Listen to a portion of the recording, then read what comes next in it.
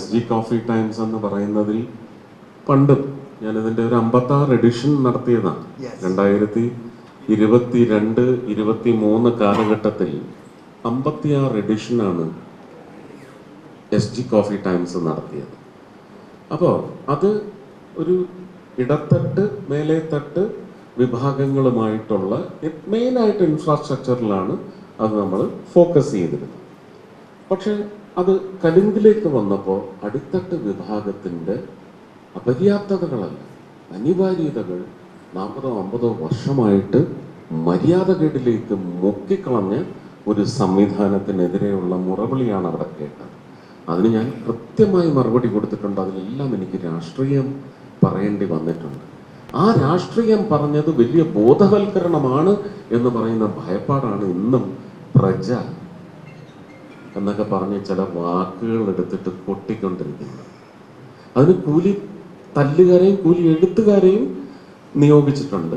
അവർക്ക് പ്രധാനമായിട്ടും substantial material supply ചെയ്യുന്നതിന് വേണ്ടിയാണ് അവർ വന്ന് നിരന്ന് നിൽക്കുന്നത്. അല്ലാതെ ഇത് പ്രൊജക്റ്റ് ചെയ്യാനേ അല്ല, ഒരിക്കലുമല്ല. എനിക്ക് നല്ല ബോധ്യമാണ്.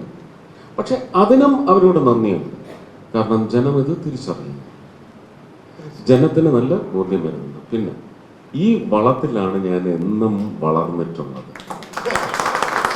ആ വളം അവർ വിപുലമാക്കിക്കൊണ്ടിരിക്കണം. എനിക്ക് കൂടുതൽ വളർച്ച ആവശ്യമാണ്. കാരണം ജനതയ്ക്ക് പ്രജകളാണ് രാജാക്കന്മാർ.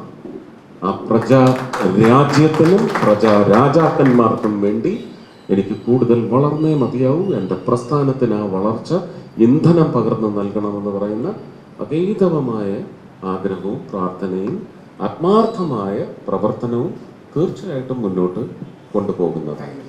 ഈ പറഞ്ഞ റോഡിൻ്റെ വികസനത്തെ സംബന്ധിച്ച് ഒരല്പം കൂടെ സമയം തരിക.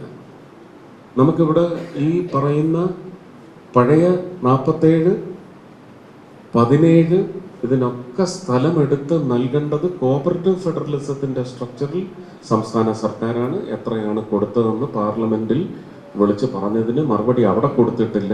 ഇവിടെ വീമ്പുണ്ട്. അവിടെ അതിന് ഒരാളും 19 പേരും ഇന്ന് വരെ അതിന് മറുപടി കൊടുത്തിട്ടില്ല. നിതിൻ ഗഡ്കരിജി പറഞ്ഞതിനായാലും അശ്വിനി വൈഷ്ണവ് പറഞ്ഞതിനായാലും മറുപടി ഇന്ന് വരെ പാർലമെന്റിൽ കൊടുത്തിട്ടില്ല. വിരലും ചൂണ്ടിയിട്ടില്ല, മുഷ്ടിയും ചുരുട്ടിയിട്ടില്ല. പക്ഷെ ഇവിടെ വീണ്ടും നമ്മൾ കേൾക്കുന്നുണ്ട്, ഫ്ലെക്സുകളും കാണുന്നുണ്ട്. പക്ഷെ അതൊന്നും നമ്മളെ വിഷമിപ്പിക്കുന്ന കാര്യമല്ല. ജനങ്ങൾക്ക് അറിയാം